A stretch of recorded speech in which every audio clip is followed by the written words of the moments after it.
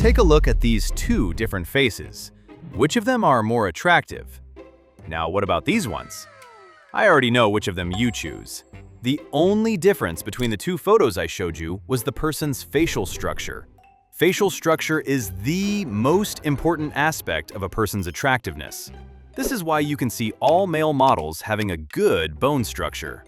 Since your facial bone structure plays a huge role in your overall attractiveness, it's important to develop these bones and increase their density. Your face contains 14 bones, with the most important ones for facial attractiveness being your jaw, cheekbones, nasal bone, and most importantly, your maxilla. All of these bones are malleable, with the right hormonal and mechanical stimuli. This is based on Wolff's Law, stating that the bones of a healthy animal will adapt to the loads that are placed. I will break this video up into 3 segments: hormones, essential habits, and mechanical stimuli. All of these work in cohesion, so don't skip any of these sections unless you want to stay a sub-5 for the rest of your life. We first need to fix your hormones. Instead of talking about supplements, we need to first fix your body's entire hormonal mechanism through these 3 pillars. This becomes even more essential if you are under the age of 25. Diet, sleep, and working out. I'm going to keep this section short so this video doesn't extend to several hours, as I can spend so much time talking about this topic. Your diet should consist of 3 main things: dairy, red meats, bone broth, and eggs. You can also have things like honey, fruit, and yogurt, but try to avoid everything else, especially ultra-processed foods and seed oils. Also, since I know most of you guys will ask, no fucking cheat days. That's major cope, bro. Asking for cheat days literally shows you don't want this bad enough. Lastly, if you want to take the extra mile, try to consume beef liver, royal jelly, and raw colostrum. To avoid toxicity, aim to eat no more than 5 ounces of beef liver per week. Next is sleep.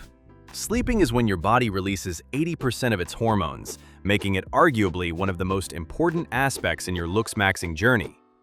We're going to be aiming for 8 to 10 hours every night. Some quick tips are: blue light glasses 2 hours before, stop eating 3 hours before, stop drinking 3 hours before, and take a nice warm shower before bed. Also, go to bed at the exact same time every night so you set your circadian rhythm. Last is working out. Physical activity is vital to keep your hormones in check and your overall health. Let's keep this simple, since many people overcomplicate this. Run a push, pull, skip legs. Yeah, I said it. Skip legs! You will understand why I say this in a minute. Train for about 30 to 45 minutes, going super intense, 2 sets per muscle group, while taking each set to absolute mechanical failure. That's different from feeling of mild discomfort. So you might be asking, what will we do for legs? Easy! We will be focusing on sprinting. Sprinting increases your HGH by 771%.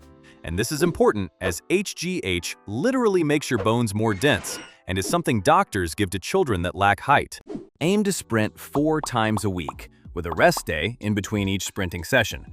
For the sprints, run as fast as you can for 30 seconds, with a 1-minute rest between each set for 5 sets. For optimal hormones, it's also important to stay lean. By following the diet I gave you previously, while also doing a 24-hour fast once a week, you will be able to maintain 10 to 15% body fat, which is optimal for testosterone and hormones levels. Lastly, another huge aspect of having perfect hormones is sunlight. Aim to get 3 hours of sunlight a day. This will provide you with enough vitamin D, which is vital for bone development. Next, we are going to be talking about the habits that you must sustain in order to maintain the facial developments you make. First, let's talk about chewing. When chewing, it's important that you chew your food 10 to 12 times, rather than using masseter gum, by just focusing on eating hard foods like steak and chewing until you feel blood flow in your jaw. You can train your jaw to hypertrophy, which your body will then build the muscle to be bigger and stronger. The next step is swallowing. In order to get a good facial structure, we must not only train specific facial muscles, but avoid training other facial muscles. Our cheek muscles, also known as bussinators, are responsible for either that hollow cheek look or chubby cheeks. That is why, when you are swallowing your food, it's important that you use your tongue to bring it to the back of your throat and swallow with just your throat muscles. Breathing is another important foundation in the development of your face. Breathing works in conjunction with mewing.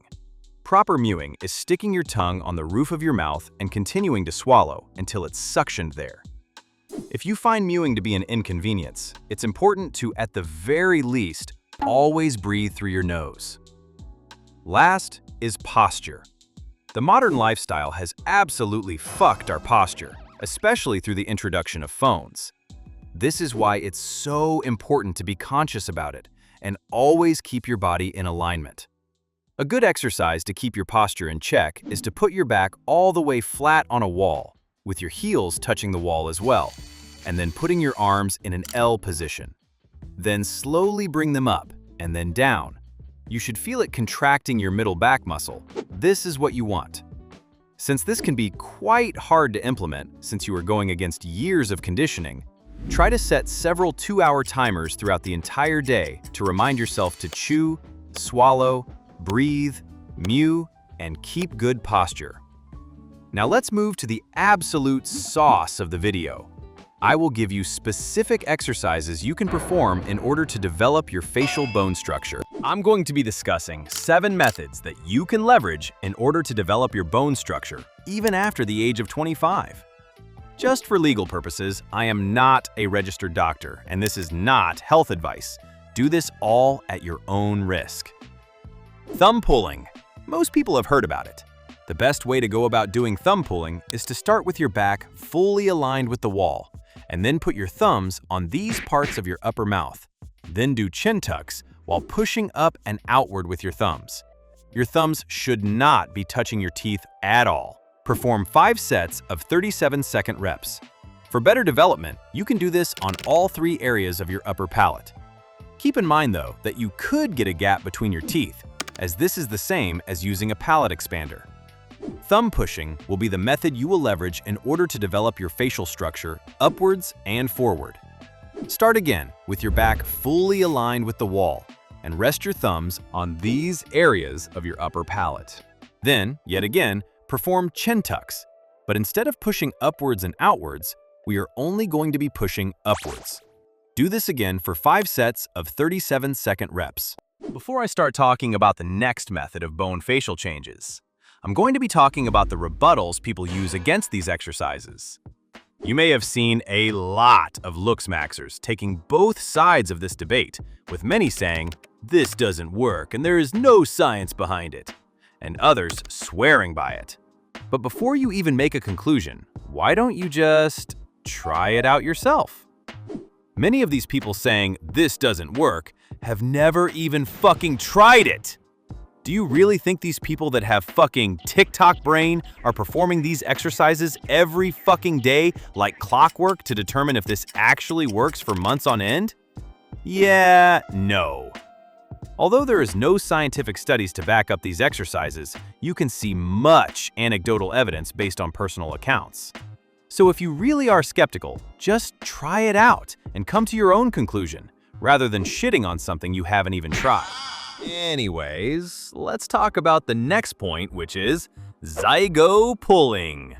To perform this exercise, yet again, start with your back fully aligned to the wall, and then begin using your thumbs and place them behind your zygomatic bones, aka your cheekbones. Then start pushing them upwards and outwards. Perform this 6 times with 45-second reps. This will help develop that excellent cheekbone area that all models have. Next is the MPR strategy. Don't quote me on this, but I believe this was developed by Baby Stickley. Before you perform this exercise, make sure you don't have TMJ. Anyways, first start with your fingers like this, then put them underneath your jaw while opening your jaw. Do 100 reps of this per day and try to add more resistance as it becomes easier. Next is raising your hyoid bone. This is the bone that supports your tongue, and by raising it, it will remove that double chin look and increase your attractiveness exponentially. There are two ways of raising it. The first one is through rapidly opening and closing your mouth. A study done by the researchers at Tokyo Medical and Dental University found that the rapid movement of opening and closing your jaw raises your hyoid bone. The researchers would make the subjects perform 3 sets of 20 reps of this, with 10-second rest in between. They would then do this 2 times a day, with a total of 120 repetitions. The results found the hyoid bone was raised by 4.5 millimeters in about a 4-week time period. So by following this method, you can quite significantly reduce the lower pocket of fat under your chin. Keep in mind, this study was done over a period of 4 weeks. Imagine if you were to perform this for a year straight. The results would be astonishing. Last but not least is training your neck and raising your hyoid through specific neck exercises. Let's first talk about another method of raising your hyoid. To perform this, lay on your back and have your neck rest over the bench. Then, instead of performing a neck extension like this, tuck your chin like this. Perform about 3 sets of 25 reps of this, and you can start raising the weight as this becomes easier. Last but not least is training your neck. Look at the difference between both of these photos. Literally, the only difference is one has a thick neck while the other has a pencil neck. You can totally see how much training your neck can make a difference in your attractiveness. I'm not going to be talking too much about this, as I already have an entire video discussing this topic. But focus on training all sides of your neck, the front, left, right, and the back. By doing this, over a period of 6 to 12 months, you will see significant changes in your neck structure. Keep in mind that these exercises are a long-term investment. You can't expect to do this for a week straight and see results. You have to do this every morning for like 6 months straight to see actual, real results. Before I end this video, I do want to leave you with some motivation. Since this entire community can be quite nihilistic, I just want to say there is hope for you guys. If you are doing all this to get a girlfriend, charisma and game itself can take you a long way. Many pickup artists and YouTubers in general have disproved the entirety of Black Pill. Of course, looks matter. No one denies that, but it definitely is not everything.